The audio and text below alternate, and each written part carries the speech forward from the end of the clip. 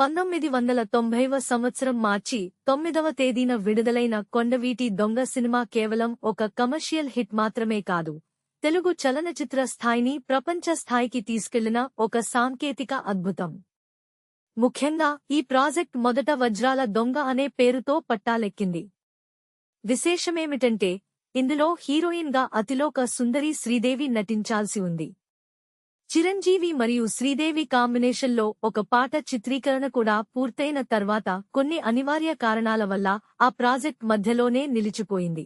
ఆ తర్వాత కథలో తగిన మార్పులు చేసి విజయశాంతి మరియు రాధలను కథానాయికలుగా తీసుకుని కొండవీటి దొంగగా ఈ చిత్రాన్ని తిరిగి రూపొందించారు. సాంకేతికపరంగా ఈ సినిమా ఆ కాలంలో ఒక పెద్ద విప్లవం. అప్పట్లోనే ఈ చిత్రాన్ని 70mm ఫార్మాట్ మరియు 6 ట్రాక్ స్టీరియోఫోనిక్ సౌండ్తో నిర్మించారు. థియేటర్లలో ఆ గుర్రపు స్వారీ శబ్దం మరియు యాక్షన్ సీక్వెన్స్ల సౌండ్ ఎఫెక్ట్స్ ప్రేక్షకులకు ఒక సరికొత్త అనుభూతిని పంచాయి. హాలీవుడ్ క్లాసిక్ క్యారెక్టర్ జోరో స్ఫూర్తితో చిరంజీవి పాత్రకు మాస్క్, పొడవాటి కోట్ మరియు టోపీ వంటివి డిజైన్ చేశారు. గుర్రపు స్వారీలో చిరంజీవి చూపించిన నైపుణ్యం చూసి అప్పట్లో సినీ లోకం ఫిదా అయిపోయింది. చాలా ప్రమాదకరమైన యాక్షన్ సీక్వెన్స్లను, ముఖ్యంగా కదులుతున్న రైలు మీద చేసే ఫైట్స్ ను చిరంజీవి గారు ఎటువంటి డూప్ సహాయం లేకుండా స్వయంగా చేశారు. ఈ సినిమాలో మరో అత్యంత అపురూపమైన విషయం ఏమిటంటే బాలీవుడ్ దిగ్గజ నటుడు అమ్రీష్ పురి ఈ చిత్రంలో తన పాత్రకు తానే స్వయంగా తెలుగులో డబ్బింగ్ చెప్పారు. హిందీలో సూపర్ స్టార్గా పేరున్న ఆయన తెలుగు భాషపై మరియు ఇక్కడి ప్రేక్షకుల పట్ల చూపిన ఈ గౌరవం అందరినీ ఆశ్చర్యపరిచింది. ఒక బాలీవుడ్ నటుడు తెలుగులో స్వయంగా మాట్లాడటం అనేది అప్పట్లో ఒక సంచలనం. ఆయన గంభీరమైన కంఠస్వరం తెలుగు డైలాగులకు ఒక ప్రత్యేకమైన బలాన్ని ఇచ్చింది. దీనివల్ల తెలుగు అభిమానులు అమ్రీష్ పురిని మరింత ఆత్మీయంగా స్వీకరించారు.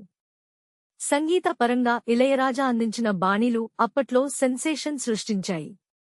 ముఖ్యంగా శుభలేఖ రాసుకున్న పాటలో చిరంజీవి మరియు విజయశాంతిల డాన్స్ పోటీ సినిమాకే ప్రధాన ఆకర్షణగా నిలిచింది.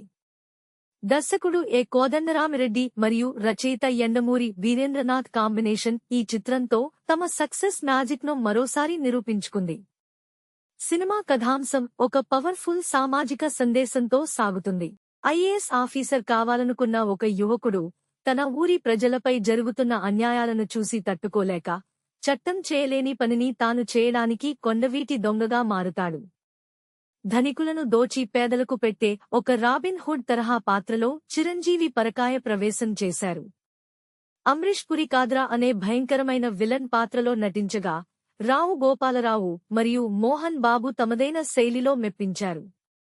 ఈ చిత్రం బాక్సాఫీస్ వద్ద కలెక్షన్ల సునామీ సృష్టించి కేవలం మొదటి వారంలోనే దాదాపు 74 లక్షల రూపాయల షేర్ వసూలు చేసి అప్పట్లో సరికొత్త రికార్డులను నెలకొల్పింది. తెలుగు సినిమా గర్వించదగ్గ ఒక కమర్షియల్ క్లాసిక్ గా ఈ చిత్రం ఎప్పటికీ నిలిచిపోతుంది. Please like, share and subscribe our channel.